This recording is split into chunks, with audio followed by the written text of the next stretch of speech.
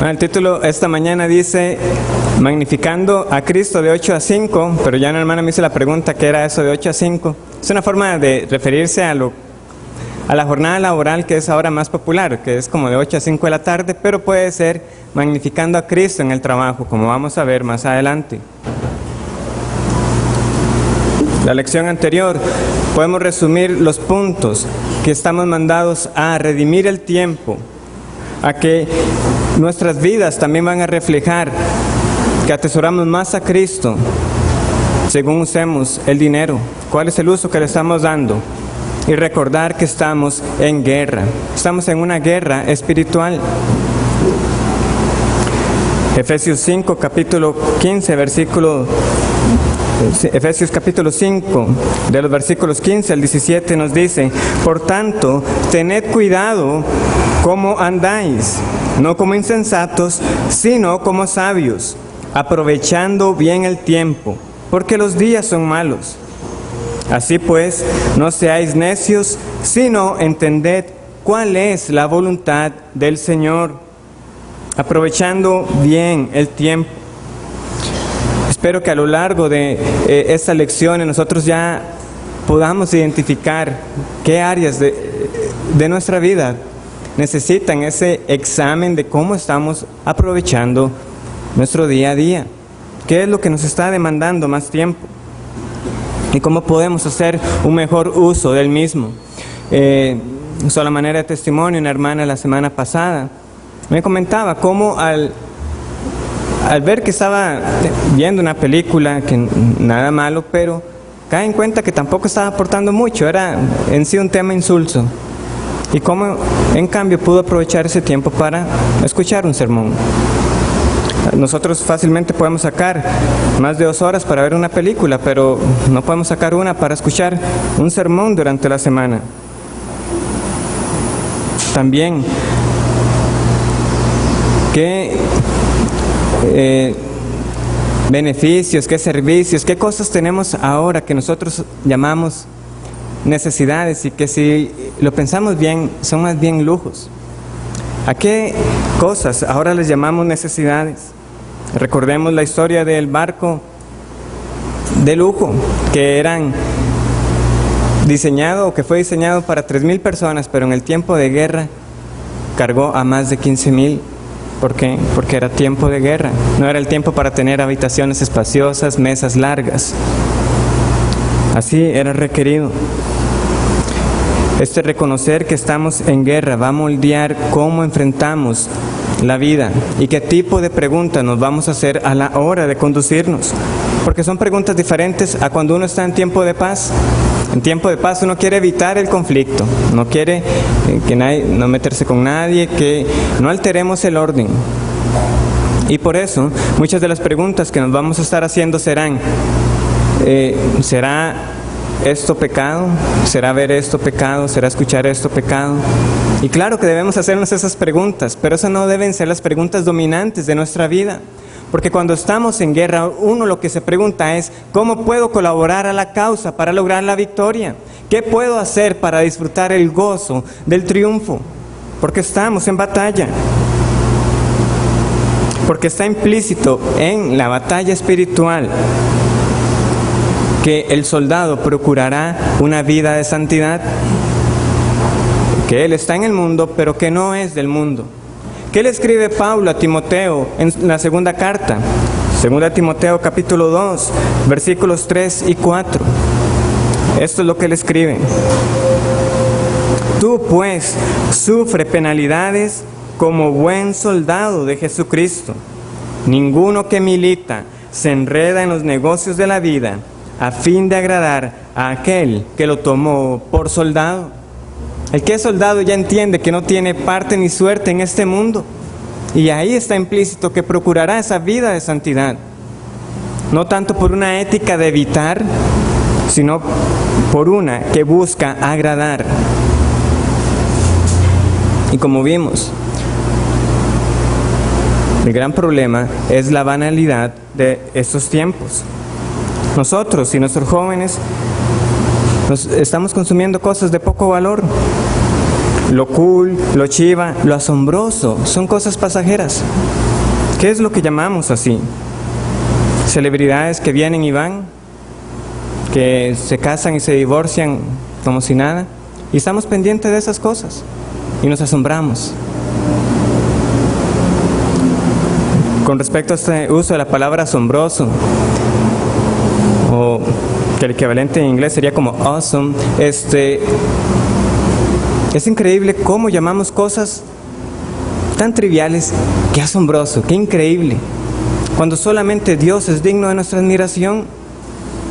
En el trabajo ha llegado un punto en que ese uso se ha vuelto, es un uso que se ha vuelto tan trivial, de que pasa algo y alguien dice, wow, qué asombroso. Yo digo, pero eso no es nada, es que solamente Dios es digno de ser de que nos asombre. Sí, ciertamente hay obscenidad en internet y en la televisión, pero más grave que eso son las cosas triviales que ahí están presentes, tan solo en los anuncios, tan solo en la publicidad y en los mismos programas. ¿Por qué? Porque una mente que se empieza a alimentar de cosas vanas, de cosas triviales, poco a poco va perdiendo la capacidad de asombrarse por lo que realmente debería ser digno de asombro. La mente va perdiendo esa capacidad de pensar pensamientos dignos, de valor. Eso se va secando. Si hay algo digno, dirá Pablo en Filipenses, en esto pensad. Pero no lo estamos haciendo al alimentarnos de la banalidad de este mundo. Por supuesto, sería un legalismo establecer una regla de que cero televisión. Eso quizás será necesario para algunos, pero no es algo que se deba establecer como fijo o decir, por tantos minutos que se ve televisión debe leer tantos minutos la Biblia. Eso sería perder el enfoque totalmente.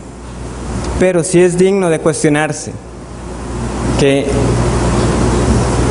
al comparar qué es lo que está gastando nuestro tiempo, alguien de afuera pueda decir, ¿cuál es la verdadera fuente de satisfacción de esta persona? El propósito de las hojitas que había repartido unas semanas no era para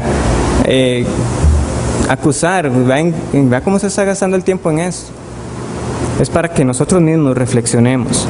¿Dónde está la fuente de satisfacción y de gozo en mi vida?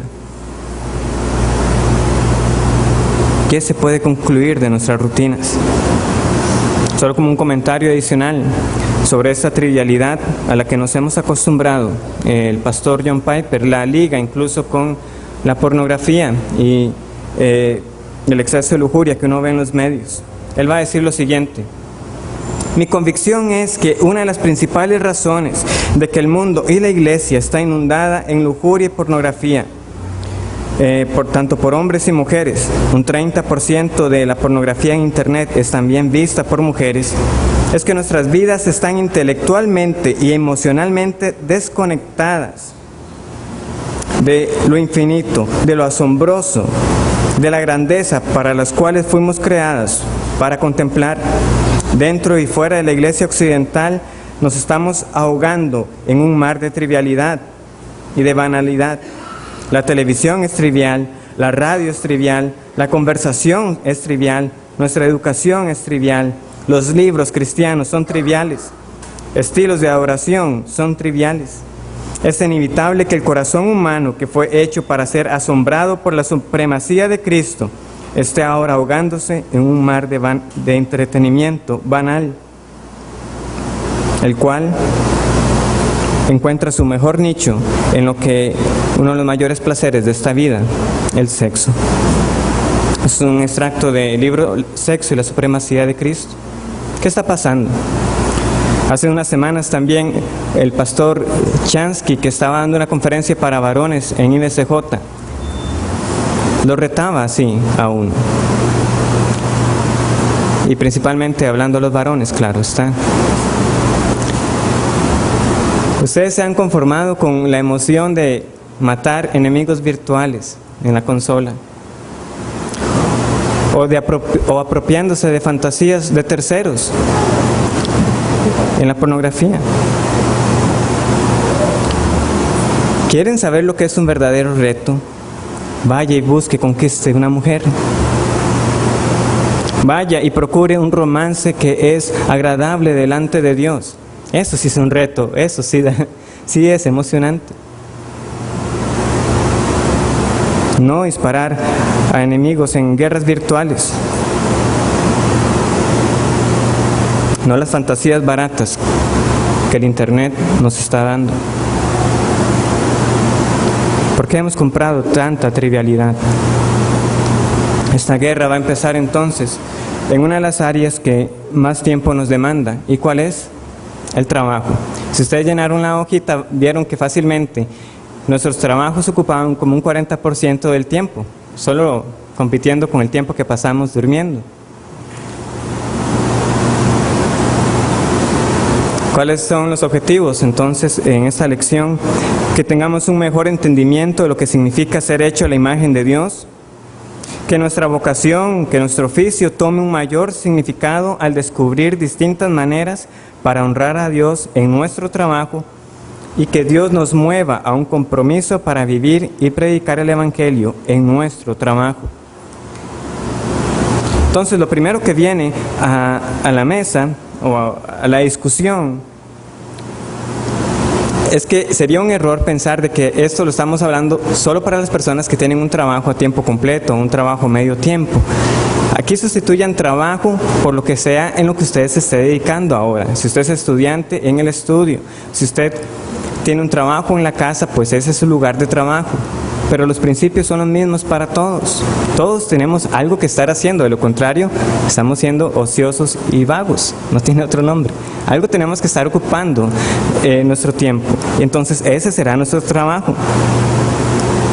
Y recordemos que como es una guerra espiritual, no tiene un lugar determinado tampoco. Esta batalla se está librando en cualquiera que sea el lugar que trabajemos, sea una escuela, sea la iglesia, sea la casa. Hay una lucha entre la verdad y la mentira. Hay una lucha por la justicia y no la injusticia.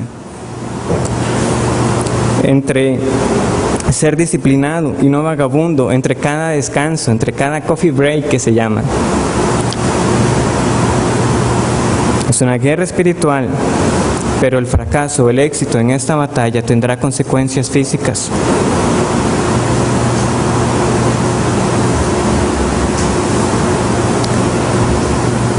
Es una batalla también entre discernir lo bello de lo feo en las artes. Esa línea ahora se ha borrado también. Ahora usted ya no puede llamar a cualquier garabato que eso es feo. No, eso es arte. Se ha perdido y eso es una batalla. Hemos sido creados para apreciar la belleza. Entonces que recordemos que esto es en cualquier parte donde estemos y cualquiera que sea la labor en la que ahorita nos estemos dedicando. Esto no es solamente para los que tienen un trabajo pagado a tiempo completo.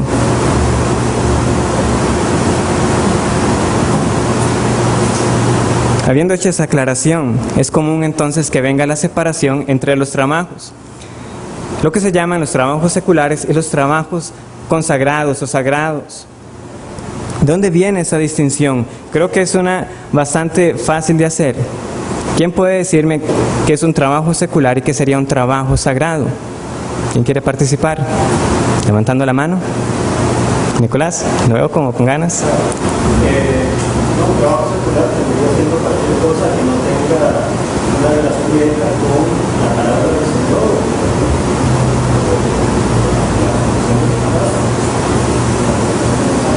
Sí, lo más común, o sea, el pastorado, misiones, diaconado, obras de misericordia, todo eso son obras sagradas y todo lo demás son trabajos seculares, pero a veces hay como una forma de desprecio implícito en esa expresión, pero que no lo tomemos de esa manera. Claro, porque es que nosotros hemos heredado eso, porque la Iglesia Católica hacía tal separación entre las vocaciones, poniendo unas por encima de las otras. Y que entonces esto también nos sirva para poder responder a aquellas personas que hacen esta distinción tratando de poner por encima los trabajos llamados así sagrados. Hace un tiempo el pastor Sugel Michelén escribió lo siguiente en su blog. En la entrada la pueden buscar con ese nombre: La santificación del ordinario versus la filosofía del negrito de Batey. Yo no sabía que era eso, el negrito de Batey. Era una canción. Bueno, la canción dice algo como esto: a mí me llaman el negrito del Batey porque el trabajo para mí es un enemigo. El trabajar yo se lo dejo todo al buey porque el trabajo lo hizo Dios como castigo. Entonces esa es la filosofía que se está batallando. ¿Qué era lo que pasaba? Hermanos, antes de la Reforma, y nosotros pudimos ver un ejemplo la semana pasada en el sermón a la iglesia de Pérgamo, que estaba el trono de Satanás. ¿Qué ha pasado? Las personas se dedicaban a hacer esculturas de dioses, de exaltar ya fuera dioses paganos, o bien ya en la época cristiana, por llamarlo así, ¿a qué se dedicaban? A pintar cuadros con esos motivos religiosos. Jesús, la cena del Señor, todos esos cuadros que nosotros ahora vemos.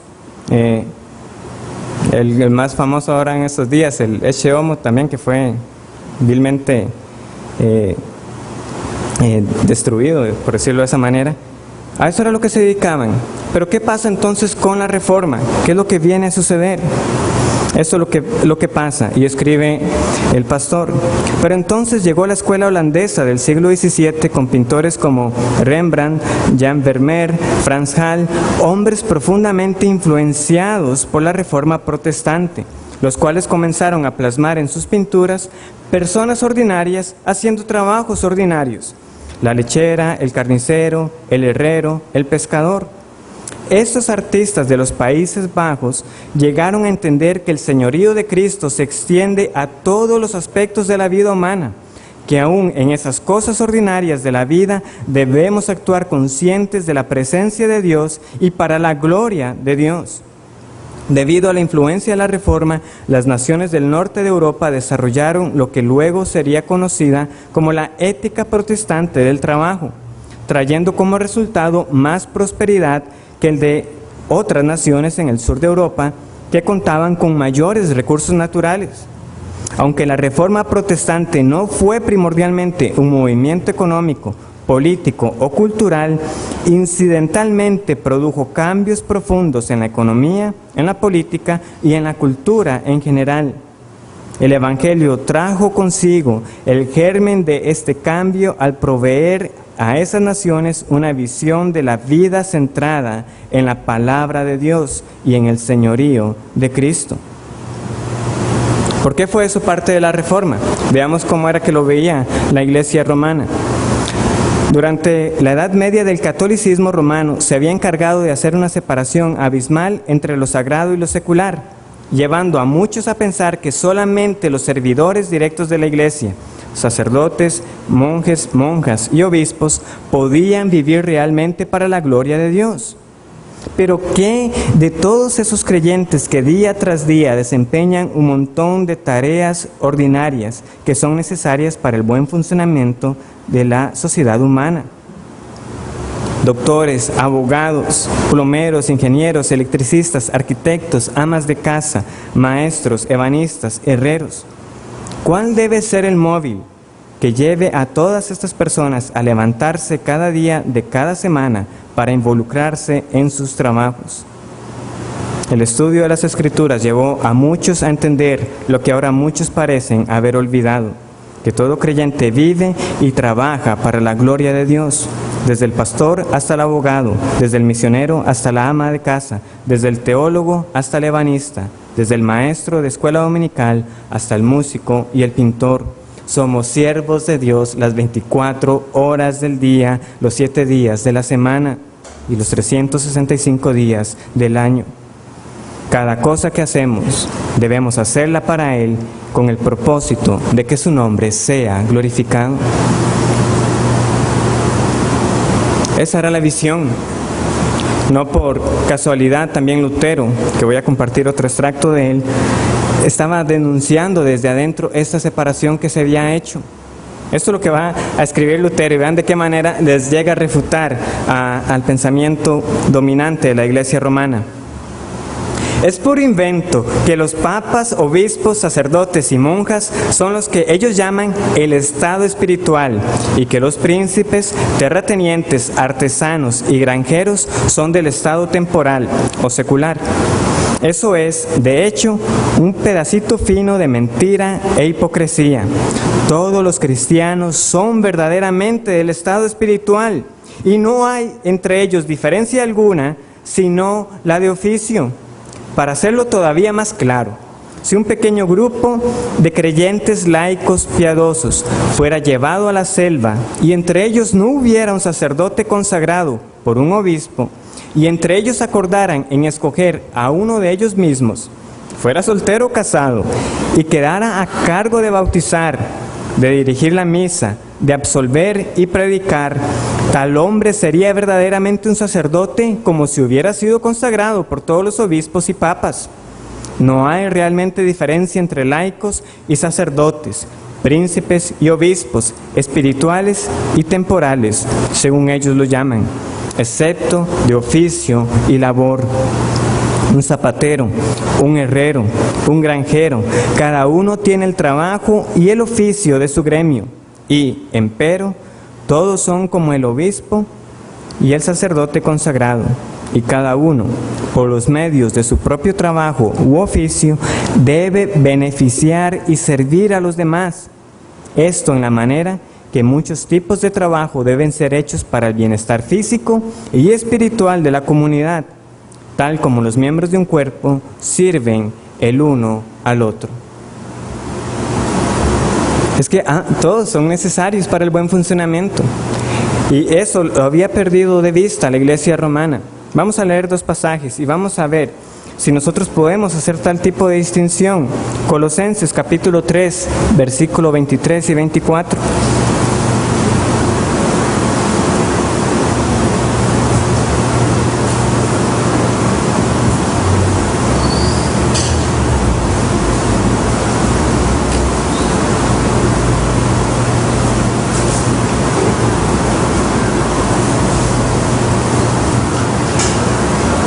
Colosenses 3, 23 y 24 dice así: y todo lo que hagáis, aquí primeramente lo está escribiendo a esclavos, pero dice así: y todo lo que hagáis, hacedlo de corazón como para el Señor, y no para los hombres, sabiendo que del Señor recibiréis la recompensa de la herencia, porque a Cristo el Señor servís.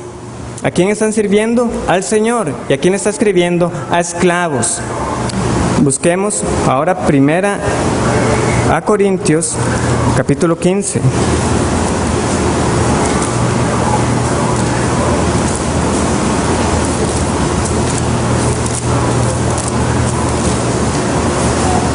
Primera Corintios, capítulo 15, versículo 58.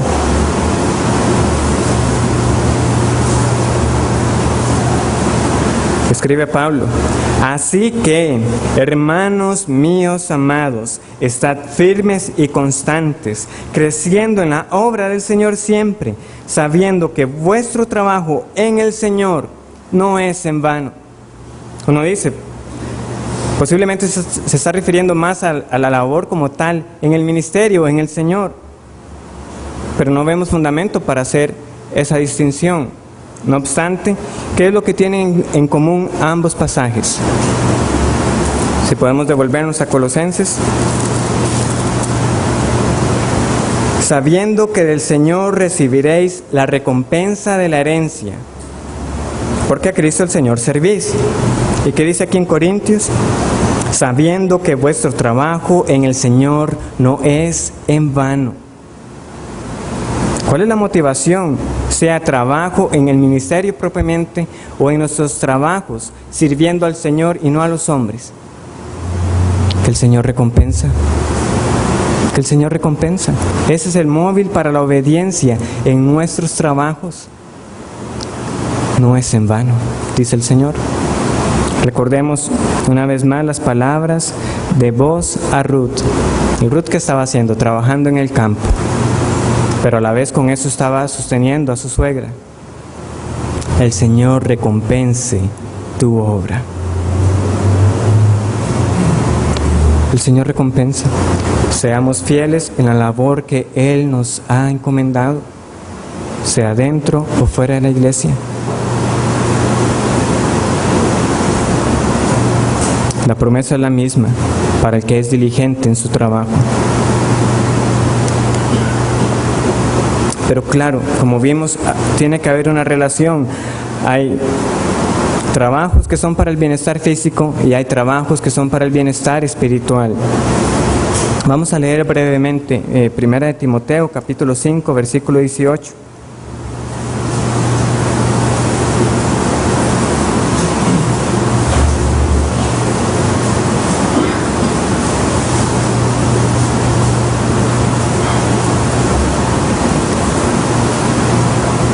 Primera Timoteo 5, versículo 18 dice: pues la Escritura dice, no pondrás bozal al buey que trilla, y digno es el obrero de su salario. Ahora busquemos Tito capítulo 3, versículo 13.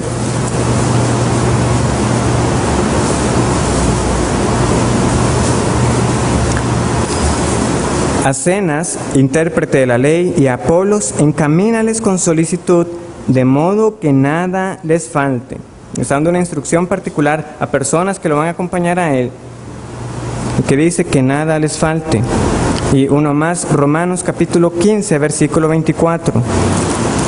Romanos 15, 24 dice: cuando vaya a España, iré a vosotros, porque espero veros al pasar y ser encaminado allá por vosotros, una vez que haya gozado con vosotros. Este viaje a España, Pablo lo estaba haciendo con la suposición de que él también iba a ser provisto de todo lo necesario. ¿Cuál es el punto? Si el obrero es digno de su salario, o sea, no le van a poner bozal al buey que trilla, es lo que dicen, pero alguien debe trabajar para que le sea dado grano a ese buey. Esa es la relación, pero también debemos ver esa relación de nuestros trabajos con el hecho de que cada uno está llamado a trabajar para no ser una carga, o en ese sentido ser independiente de los demás. Los pasajes ahí están, no los vamos a leer ahora porque los vamos a estudiar con más detenimiento luego, pero ese es el punto. El que no trabaje, que no coma.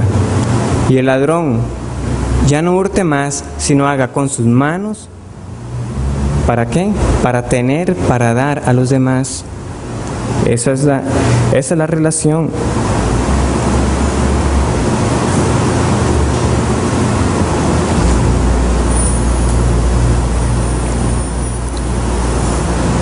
Una aclaración que se me estaba quedando por fuera con respecto a este llamado o esa relación entre los trabajos seculares y consagrados. Sería, hermanos, una conclusión errada que piensen que el motivo de este curso es que todos nos hagamos misioneros o que todos nos vayamos a otra parte del mundo a hacer obras de misericordia. Si eso pasara, sería bueno. Pero ¿cuál sería la motivación que hay detrás de eso? De nuevo, que no sea ese motivo pensando que el que está sirviendo en una parte remota glorifica más a Dios en esa labor que uno que está pues en este país también haciendo su trabajo con diligencia. Que no sea ese el móvil. Es como lo mismo que también se ha dicho otras veces y que la semana pasada se nos recordaba, como el morir por Cristo, pensando que si llega ese día en que usted va a dar su vida por la causa del Señor, eso va a suplir las carencias de una vida que no fue vivida para el Señor. Si usted piensa que va a servir más al Señor solo por el hecho de hacerse misionero, hay algo que no está comprendiendo, porque ese no es el móvil. Usted puede servir al Señor según donde Él lo ha colocado. Y si usted no está siendo diligente ahora en su trabajo, usted no lo será diligente si el Señor lo pusiera como misionero, como pastor o como diácono o lo que fuera que Él lo llamara dentro del ministerio. El que es fiel en lo poco, lo será en lo mucho. Si usted no es fiel en lo poco, no lo será con lo mucho.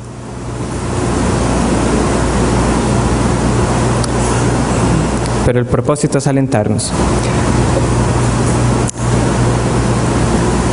Entonces vamos a ver cómo es eso de estar según donde Dios nos ha llamado. Vamos a buscar 1 Corintios capítulo 7. 1 Corintios capítulo 7.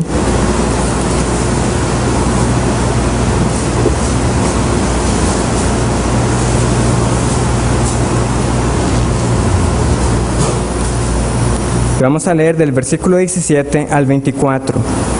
1 Corintios 7, del 17 al 24.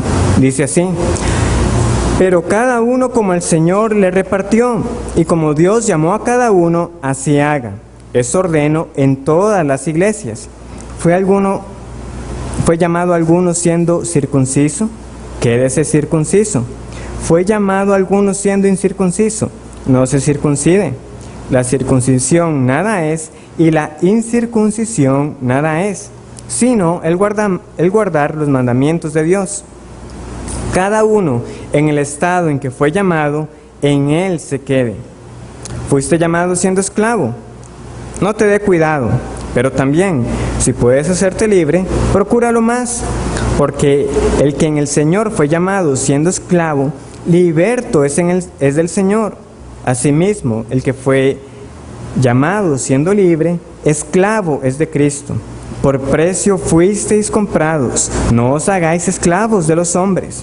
Cada uno, hermano, en el estado en que fue llamado, así permanezca para con Dios. Ahora, la conclusión de este texto no es que no se puede cambiar de trabajo, pero la motivación es, si usted está ejerciendo una labor y el Señor lo llamó a usted, posiblemente también quiera que usted siga ejerciendo esa labor para la gloria de Él.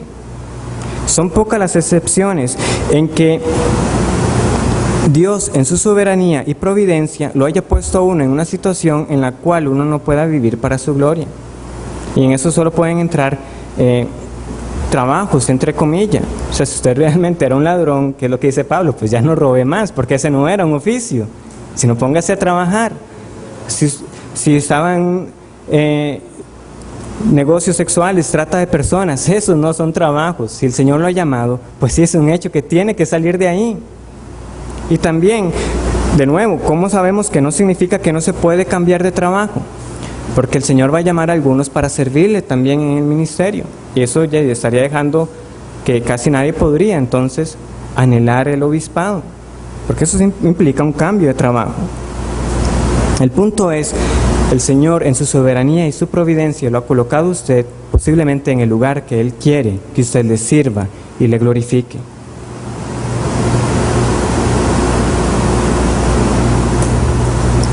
Y entonces la pregunta que debemos hacernos es, ¿cómo puede mi vida magnificar la gloria de Dios en el ejercicio de mi vocación secular?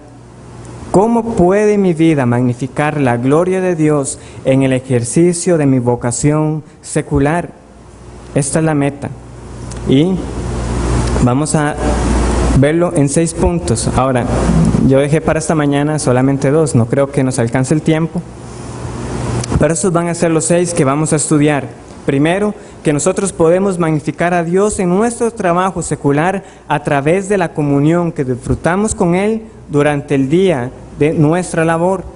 Segundo, que nosotros podemos magnificar a Cristo en nuestro trabajo por el gozo, confianza y el diseño exaltante a Dios de nuestra creatividad y labor. Tercero, que nosotros podemos magnificar a Cristo en nuestra labor secular cuando ésta confirma y decora el retrato de la gloria de Cristo que la gente escucha en el Evangelio hablado. Que nosotros podemos magnificar a Cristo en nuestro trabajo secular por ganar lo suficiente para no ser una carga a otros, a la vez que nos enfocamos en lo servicial de nuestra labor más que en la remuneración financiera. Nosotros podemos magnificar a Cristo en nuestro trabajo secular al ganar dinero con el deseo de usarlo para que otros hallen su gozo en Dios. Y sexto, nosotros magnificamos a Cristo en nuestro trabajo secular al considerar la red de relaciones que crea como un regalo de Dios que debemos amar para compartir el Evangelio y hacer obras prácticas de misericordia. Entonces, en primer lugar, nosotros podemos magnificar a Cristo en nuestro trabajo, cualquiera que éste sea, en la casa, oficina, en el estudio, a través de la comunión que disfrutamos con Él durante el día en toda nuestra labor. Volvamos al versículo 24 de 1 Corintios, ¿qué dice? Cada uno, hermanos, en el estado en que fue llamado, así permanezca para con Dios. Para con Dios. Las personas van a trabajar. El creyente no solamente va a trabajar, el creyente va a trabajar con Dios. Nosotros no hacemos un trabajo, nosotros hacemos un trabajo con Dios. En el estado que fue llamado, así permanezca para con Dios. Tenemos eso en nuestras mentes cada día que nos levantamos para ir a trabajar. Yo voy a ir a trabajar este día con la promesa de que Dios estará conmigo. O estamos adoptando esa visión nuevamente de ese negrito de Batey que lo ve como un castigo el trabajo. ¿Por qué detestamos los lunes? Nos comportamos nosotros como el mundo cuando llega el día lunes. ¿Por qué? Porque hay que volver a ir a trabajar. Si somos francos, ese es el motivo. El pesar de nosotros no es porque se haya acabado el día del Señor, es porque al día siguiente hay que ir a trabajar. Pero si nosotros tenemos en cuenta que no solamente en el día del Señor nosotros podemos gozar de esa comunión con Él, nosotros tenemos la motivación cada día para levantarnos e ir a hacer nuestra labor. ¿Por qué? Porque voy a ir a trabajar con el Señor. También, hermanos, es una razón para un agradecimiento continuo. Es una razón para estar continuamente agradecido. ¿Quién nos ha dado a nosotros la habilidad física, el entendimiento para hacer la labor que nosotros hacemos? Dios nos ha dado ese entendimiento y esas habilidades físicas. Y es un motivo para estar agradecido que cada día tengamos las fuerzas para levantarnos e ir y hacerlo. ¿Por qué? Porque sabemos que eso en cualquier momento puede faltar y ya no ser nosotros hábiles físicamente ni mentalmente para realizar la labor. Tiene muchos años trabajando, pues dé gracias a Dios que todavía tiene las fuerzas para seguir trabajando y que todavía tiene la capacidad física e intelectual para hacerlo. Es una razón para estar agradecido. Sí, hermanos, no seremos la persona más destacada en nuestra área. Siempre habrá alguien que hace exactamente lo mismo que nosotros hacemos y que va a ser más remunerado y que además va a ser muchísimo mejor que nosotros. Pero a diferencia de él, nosotros podemos dar gracias al Creador por habernos dado ese talento. Toda facultad mental y física la debemos a Él. Y nosotros podemos decir, al levantarnos, que podemos dar gracias a Dios por su misericordia. Y también podemos decir que sus misericordias son nuevas también al final de cada día. ¿Por qué? Porque nos ha acompañado durante un día de trabajo. Podemos dar gracias al iniciar el día y podemos dar gracias a Dios al finalizar el día porque nos ha guardado. También nosotros podemos llevar las promesas de Dios en su palabra al trabajo. ¿Está alguno cansado? ¿Qué dice la palabra de Dios? Él da fuerzas al cansado. Dice Cristo, venid a mí todos los que están trabajados y cargados y yo os haré descansar. Está algo costándonos que no entendemos. ¿A quién podemos nosotros pedir entendimiento y sabiduría? Está ansioso y afanado. ¿Qué nos dice la palabra? Sean conocidas vuestras peticiones con acciones de gracias. Por nada estéis afanosos. Nosotros podemos llevar constantemente las promesas de Dios en su palabra y aplicarlas en nuestro trabajo. Ir al trabajo con Dios, teniendo comunión con Él, es honrarlo. Magnifica a Dios el que estemos en un trabajo secular. Eso no es desperdiciar la vida. Trabajar con ese entendimiento.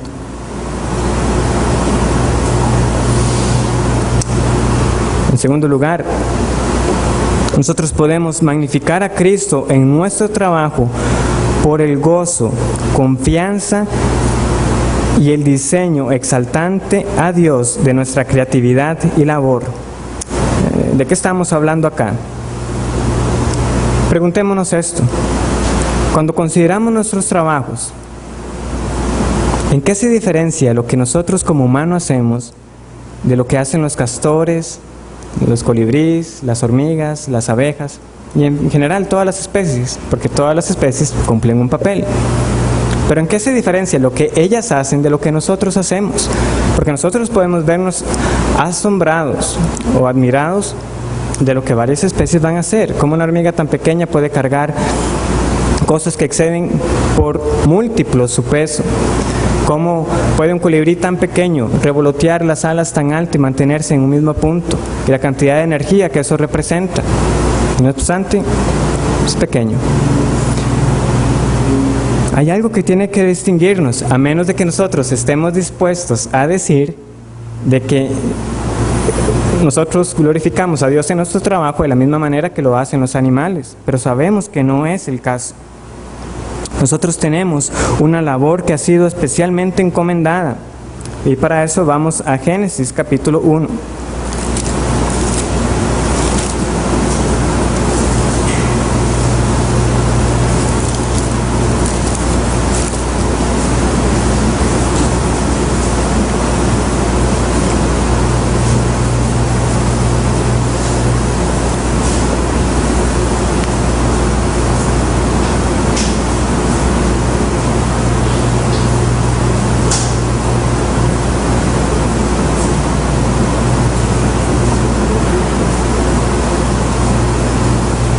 Dice así, Génesis 1, 27 y 28. Y creó Dios al hombre a su imagen, a imagen de Dios lo creó, varón y hembra los creó. Y los bendijo Dios y les dijo, fructificad y multiplicaos, llenad la tierra y sojuzgadla, y señoread en los peces del mar, en las aves de los cielos y en todas las bestias que se mueven sobre la tierra. Sojuzgar y señorear, eso ha sido particularmente encomendado al hombre, al ser humano, al género humano.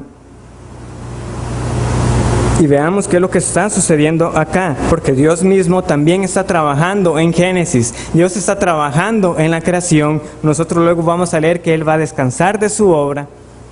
Pero ¿cuál es el patrón? De la nada Dios crea. Nosotros no somos Dios, nosotros no podemos crear de la nada, pero somos hechos a su imagen. ¿Para qué? Para tomar de lo que Él ha creado, para dirigir la atención hacia Él. Nosotros tenemos un papel de dar forma, de ordenar en el mundo. ¿Para qué? No para que las personas contemplen nuestra habilidad, sino para que dirijan su atención hacia Dios.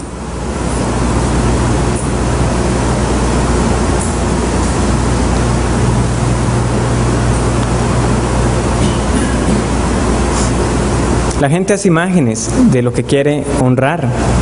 Nosotros vemos afiches, estatuas, todo tipo, ¿verdad?, de cosas alusivas a artistas. ¿Por qué? Porque con eso pretenden honrarlos. Pero Dios dice, no te harás imagen de mí, porque ¿con qué me vas a comparar? Nosotros no llevamos la honra a Dios por hacer esculturas o altares como si fueran Él. De nuevo, nosotros llevamos la honra al moldear el mundo que Él nos ha puesto a sojuzgar y a señorear para que la gente lo admire a Él.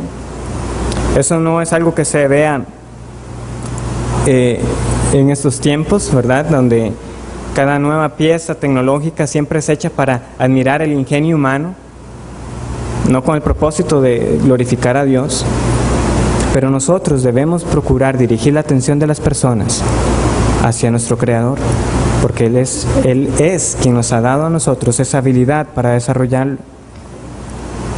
De nuevo, como tenemos claro los pasajes en Génesis, nosotros vemos que el trabajo entonces no es una maldición. ¿Qué leemos nosotros en el capítulo 2, versículo 15 de Génesis? Tomó pues Jehová Dios al hombre y lo puso en el huerto de Edén para que lo labrara y lo guardase. Hubo una labor encomendada desde antes de la caída. Nosotros entonces vamos a leer que la maldición viene después de la caída. ¿Y en qué consiste esa maldición? Pues leamos. Y al hombre dijo, capítulo 3, versículo 17 al 19. Y al hombre dijo: por cuanto obedeciste a la voz de tu mujer y comiste del árbol que te mandé diciendo, no comerás de él, maldita será la tierra por tu causa, con dolor comerás de ella todos los días de tu vida, espinos y cardos te producirá, y comerás plantas del campo. Con el sudor de tu rostro comerás el pan hasta que vuelvas a la tierra, porque de ella fuiste tomado, pues polvo eres y al polvo volverás.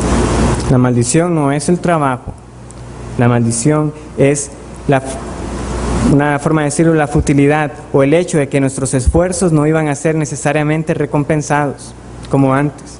¿Por qué? Porque en Edén todo producía su fruto en su tiempo, en su momento. Usted sabía que todo trabajo que hiciera iba a ser igualmente recompensado y gratificado, pero no es así. Ahora es con dolor que hay que trabajar para obtener el fruto. ¿Cómo podemos ver nosotros esa maldición en nuestros trabajos? ¿Cuál es el oficio suyo? ¿Cómo podemos ver las causas de esta maldición en nuestra labor? Hay muchos ejemplos en que podríamos decirlo, no sé, viene el ebanista, corta la madera y no calza. Fue una labor no recompensada. En mi caso, como programador, puedo escribir algo de código y va y se prueba eso y no funcionó. Se cayó y luego echarle la culpa al sistema. Eso es lo que nosotros nos llevamos. ¿Cómo puede usted ver esa maldición reflejada en su labor? Que reflexionemos en ello para ver que la maldición no es el trabajo, sino cómo este esfuerzo no es recompensado. Pero la pregunta sigue en el aire: ¿cómo nos diferenciamos nosotros de las hormigas y los castores? Nosotros ya vimos que toda la creación declara la gloria de Dios. Ya la declara. ¿Qué hace diferente nuestro trabajo al trabajo que hacen los animales? Hermanos, la diferencia es que nosotros sí tomamos decisiones moralmente conscientes de lo que hacemos. El castor, cuando está haciendo la presa, no se pregunta si va a glorificar a Dios más o menos con la presa que va a realizar. O las hormigas, cuando están realizando el hormiguero, ellos están haciendo lo que están mandados a hacer. Pero nosotros, en cambio, sí podemos tomar decisiones que pueden honrar a Dios o no honrar a Dios. Nosotros somos responsables por la labor que hacemos intencionalmente. Si nuestro propósito es dar forma, orden y un diseño que refleje la verdad y la belleza de Dios, ¿cómo se refleja eso en nuestra labor? He traído algunos ejemplos para finalizar esta mañana. Por ejemplo, un electricista, hermanos, no va a reflejar la belleza y la gloria de Dios por hacer una instalación que diga Dios te ama en la casa, o sea, con los cables hechos un desastre y digan, vean qué bonito corazón les dejé ahí plasmado en la pared. Es haciendo su labor con diligencia, con calidad, usando el cable que es el indicado, aterrizando las conexiones y cobrando acorde a lo que ha sido hecho. Y este principio lo podemos trasladar a las distintas labores y oficios que nosotros realizamos. Hermanos, porque la otra persona está confiando en que nosotros sabemos lo que estamos haciendo. Yo no tengo por qué saber necesariamente de todo tipo de madera que existe, de todo tipo de pintura que existe. Eso se supone que la persona que está haciendo su trabajo lo está haciendo con diligencia y con temor delante del Señor. ¿O estamos nosotros buscando la oportunidad para engañar, para cobrar lo que no es?